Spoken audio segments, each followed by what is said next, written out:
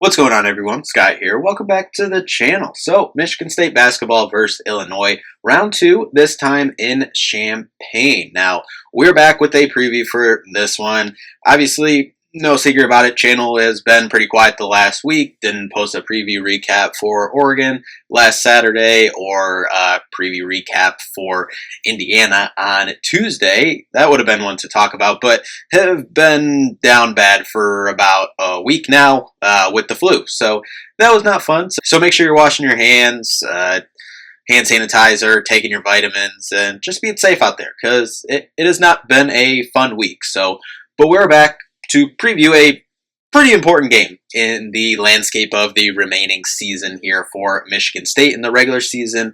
Taking the trip to Illinois, Michigan State obviously won this first meeting 82-78 in the Breslin Center, and Illinois fans are still talking about it, and this was almost a month ago. But yeah, it was a very fun game in the Breslin Center, but story of that one was Illinois' best player, Kasparis J. Yes, I know I'm still saying his last name wrong, but we're just going to call him Kasparis in this one. What everyone does anyway, but only played 9 minutes in that one, fouled out, obviously, and it was everyone having a doctorate in college basketball refereeing and analyzing every single foul call that he got in that game. And yeah, that was an interesting one, but Will Riley did step up, had a really good game for them. 19 points. I think it was, 14 or something in the first half. It might have even been 16, but I do remember they had a good job, did a good job on him in the second half to slow him down.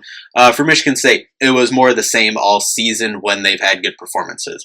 Balanced attack led by Trey Holloman, 17 points. Frankie Fiddler, Cohen Carr chipped in with 11, 9 points, 6 assists for Jeremy Fears that night. So in the 7 games since, Illinois has gone 4-3, coming in 17-8 overall now, 9-6 in the Big Ten.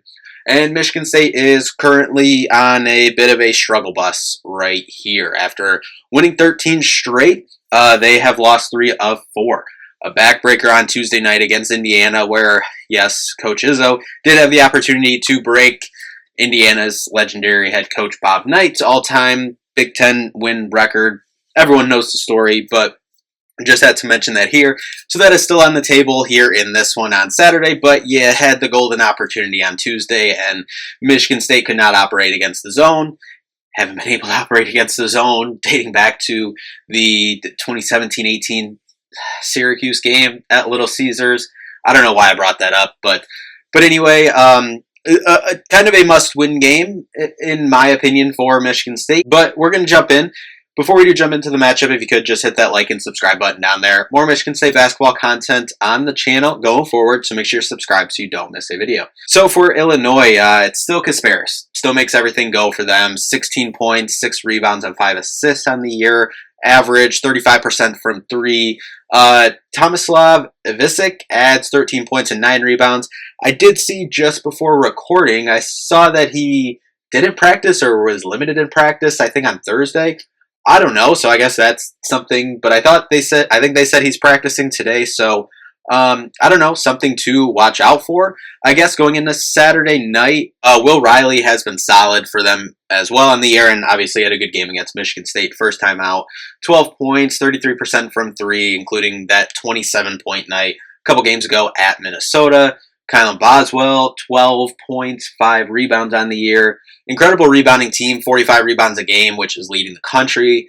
85 points per game, top 5 in the country in that category. About 12 turnovers a game. So if you are able to speed them up and get them into some turnover trouble, that would be advantageous, but obviously home court advantage for them in this one. They are 300th in the country in 3-point percentage, so live and die by the 3, but they're a really good offensive team, so they're going to fill it up. Nonetheless, they can get baskets from across the court.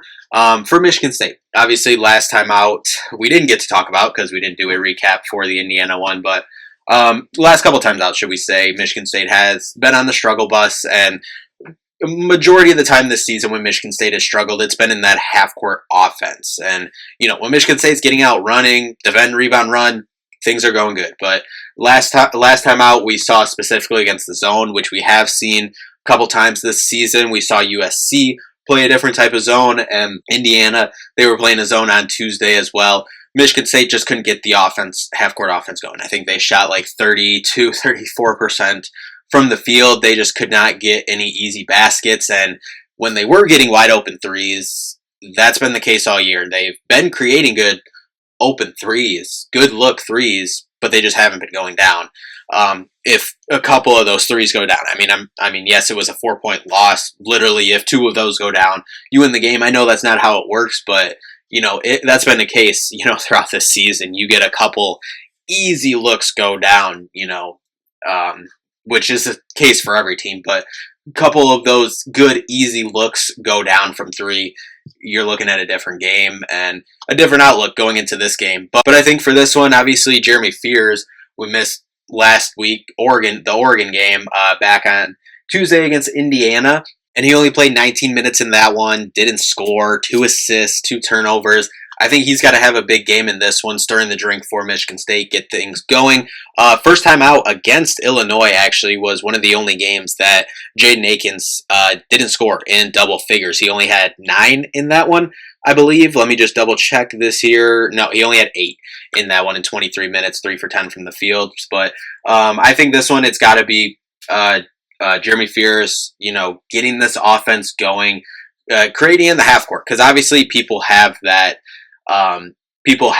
scout on you now. And I know Izzo had some quotes after practice this week about I hope they play 40 minutes of zone on Saturday. I'm sorry, I don't hope they play 40 minutes of zone on Saturday, but and actually looking at the first matchup, Jace Richardson did only have 4 points as well, 2 for 8 from the field. So that was a really fun game. Looking back at that one, but let's get sidetracked. I think this got to be Jeremy Fears, Trey Holloman, and Jace Richardson getting this offense, going, especially in the half court if they do force Michigan State to play that way. But looking at Illinois overall, I think they want to play. They want to play fast as well. Adjusted tempo. They are 13th in the country right now. Michigan State wants to play fast as well, but I think this is one that obviously, one of the best scoring teams in the country. Michigan State's going to have to pack their defense in this one and force Illinois into some missed shots and, create some offense on the run for Michigan State. And then you're going to have to hit some shots. And then you're really looking at it, coming down here the last couple weeks of the regular season.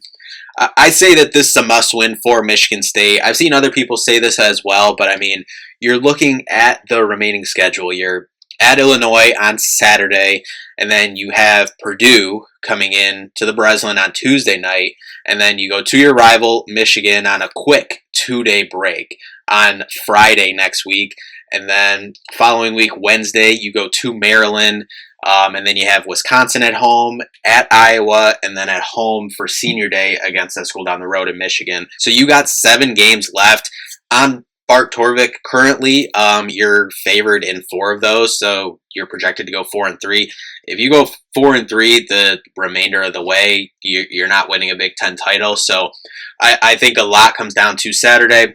If you win this game, you're looking, you're still right in that hunt for the Big Ten title. Because really this week and next week is a cool kind of couple matchups to watch. It was Purdue and Michigan on Tuesday night.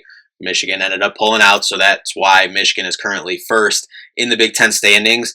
But then this game is important, but not part of the Big Ten title race. It is. Michigan State needs to win it to stay right there. But then on Tuesday, you have Michigan State, Purdue. And then next Friday, you have Michigan State versus Michigan. So it was a cool 3 games kind of against the top 3 teams currently in the Big Ten standings. So Michigan State needs to win this game to keep pace in that race to try to hang a banner. Is it completely over if Michigan State loses this game? No, but you're fighting a complete uphill battle. You'll need to win.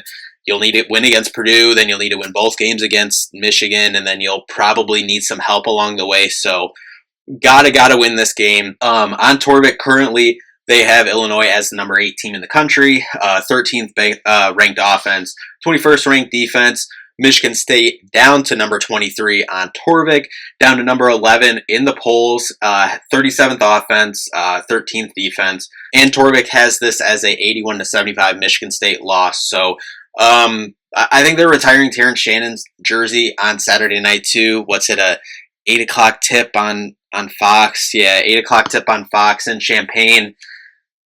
It's going to be a tough one. But this is one that Michigan State needs to bring their defense, needs to get out in transition and make some shots. Need this win.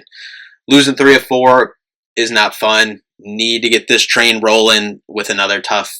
The remaining tough. The rest of the games this season are tough. There's no way around it. Just gotta get a win. Okay. But anyway, we'll be back with a recap of this one after the game. So thank you all so much for watching. We'll see you in the next one. Peace out.